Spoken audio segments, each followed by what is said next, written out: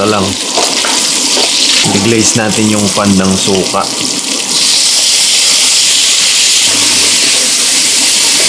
Soy sauce.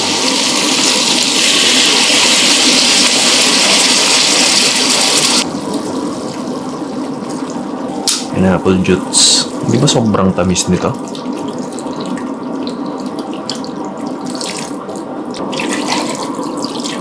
Tama ba yung nabili ko? Comment nyo na lang kung mali. Konti lang, baka sobrang tamis.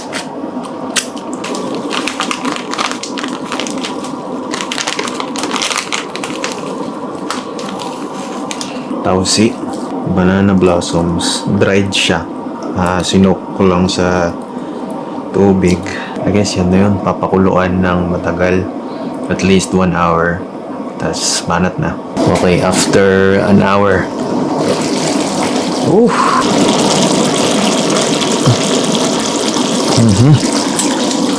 Mantika na. Reduce na din na. Or I think keep ko na lang ganito para may konti siyang sauce.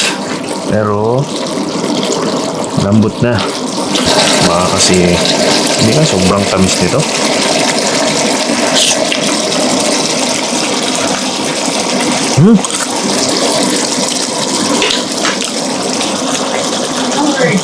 Sige na garot. Ito na yung ating silaw.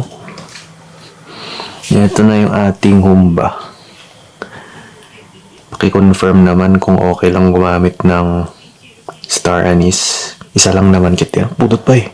First time. Although si mama dati niluluto na niya to. Ay, sheesh. Try natin without the sauce. Ating sauce.